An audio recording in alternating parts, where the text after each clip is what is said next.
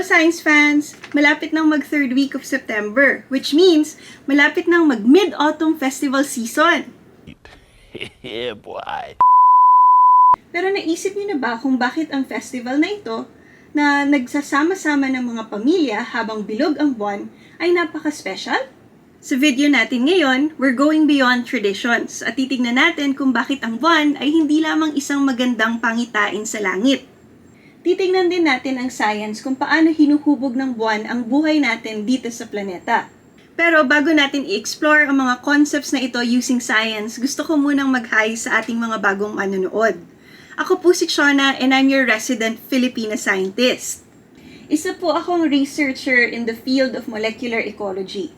But I've always been fascinated by the field of anthropology and kung paano po niya hinuhubog ang human history at society.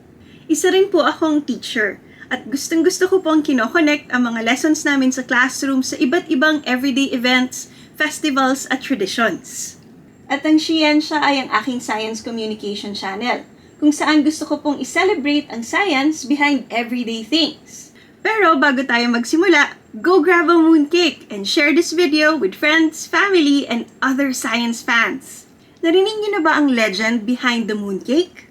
Ang mooncake ay hindi lamang isang masarap na pagkain. Ito ay parte ng isang storya ng resistance at unity.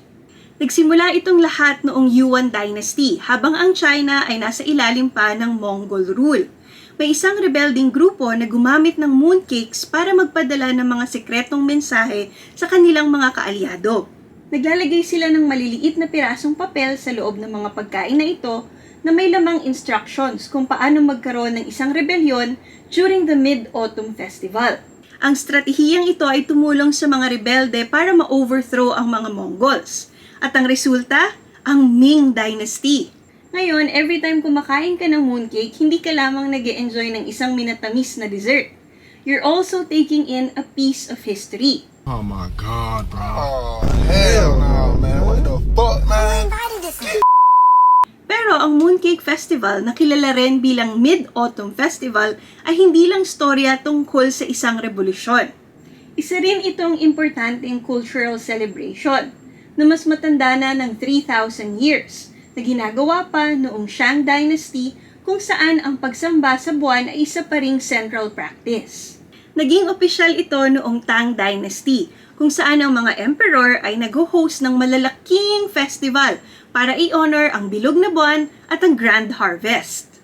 Sa paglipas ng daan-daang taon, ang selebrasyon na ito ay patuloy na nagbabago at nagsasama na ng mga tradisyon katulad ng family reunions at mooncake sharing. Ang mga storya na ito ay nagpapalalim sa ibig sabihin ng festival na ito at pinapaalala sa atin ang importansya ng unity at ang role ng buwan sa pag-shape ng Chinese culture at history. Ngayon, ang celebration ng Mid-Autumn Festival ay tungkol sa pamilya at sa pagsasama-sama. Ang bilog na buwan during this time ay sinasabing pinakamaliwanag at pinakabilog sa buong taon, na nagsisimbolize ng pagiging kompleto. In Chinese culture, ang kabilugan ng mooncake ang siyang nagre-represent sa unity at togetherness ng ating mga pamilya. For example, pag naghahati-hati tayo ng mooncake sa ilalim ng buwan, ito ay isang paraan ng pagre-reconnect sa ating mga mahal sa buhay kahit malayo sila. Ang explanation dito ay ang liwanag ng buwan ang siyang nagkokonekta sa ating lahat para itong isang tulay sa ating mga kaluluwa. At dahil din sa buwan, ito rin ay isang celebration ng liwanag. Kaya napakaraming colorful lanterns ang makikita during this festival. Ang mga lanterns na to ay sinasabit o binibitbit pag may parada at siyang pinapaliwanag ang gabi at nagsisimbolize sa isang napakaliwanag na kinabukasan para sa ating lahat. Aside from that, alam niyo bang ang moon gazing din ay parte ng festival na ito? Ang mga pamilya ay nagsasama-sama para i-admire ang buwan. Nagre-reflect sila sa mga blessings sa kanilang natanggap at sa kagandahan ng gabi. Pero bakit nga ba special ang buwan? Anong meron dito na pumupukaw sa ating imahinasyon for thousands of years? Gusto ko hati ka. Ang buwan ay hindi lamang importante sa ating mga kultura. Alam nating lahat na ito ay merong ginagawang importante sa natural world. Ang gravity ng buwan ang siyang nagkukos ng pagtaas o pagbaba ng tides ng ating planeta. Habang umuikot ang buwan sa ating planeta, hinihila niya ang tubig kaya nagkakaroon ng high tide at low tide. Ang tides na ito ay importante para sa napakaraming marine species na dumedepende sa agos ng tubig para sa kanilang life cycle. Pero anong mangyayari kung wala ang buwan? Maraming epekto ang buwan sa ating buhay. Pero pwede natin itong aralin sa 3 paraan. Katulad ng sabi natin kanina, ang gravity ng buwan ang siyang nagke-create ng tides sa ating planeta. Ang mga tides na ito ang nagre-regulate ng life cycle ng napakaraming hayop at halaman. Ang high tide ay nangyayari pag ang buwan ay hinihila ang tubig papunta dito. Kaya nagkakaroon ng bukol ang side ng planeta na nakaharap sa buwan. Sa kabilang side ng planeta, meron ding bukol na nabubuo dahil sa weaker gravitational force. Ang proseso na ito ang nagkukos ng pagtaas at pagbaba ng sea levels, na siyang tinatawag nating high tide at low tide. Ang mga tides na ito ay important para sa marine ecosystems, kasi iniimpluwensyahan nito ang breeding cycles ng maraming hayop. Got it, dude. Ang tidal energy na siyang tinitignan bilang isang renewable resource ay nag-harness sa energy ng pagtaas at pagbaba ng tubig para mag-generate ng electricity. At isa itong interesting avenue for sustainable energy development. Ang stabilization ng eggshell tilt ay napaka-importante para ang seasons natin ay ma-maintain. Pinaprevent din ito ang extreme na pagbabago sa ating klima na sadyang makakabago sa current na pamumuhay natin sa ating planeta. Ang mga planeta na may mas maliliit na buwan, katulad ng Mars, ay nakaka-experience ng malakihang pagbabago sa kanilang eggshell tilt. Kaya meron silang mga harsh at unstable na climate.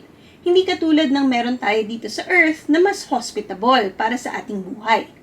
Ang gravitational interaction din ng Earth at ng buwan ay nagpabagal sa rotation ng Earth over billions of years. Ang pagkabagal nito ang nagbigay sa atin ng isang araw na may 24 hours, na importante para sa ating biological rhythms.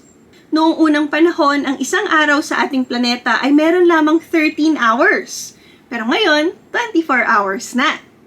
Kung wala ang buwan, ang rotation ng ating planeta ay pwedeng maging erratic, na sadyang magkakaroon ng chaotic changes sa ating klima at sa ating environment, at severely magbabago ang ating mga buhay.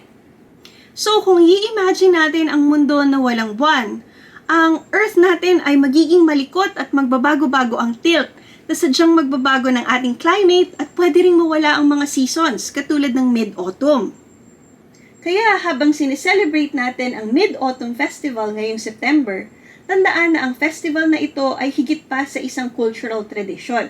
Ito rin ay selebrasyon ng buwan at kung paano nito ini-impact ang ating mundo, both scientifically and historically.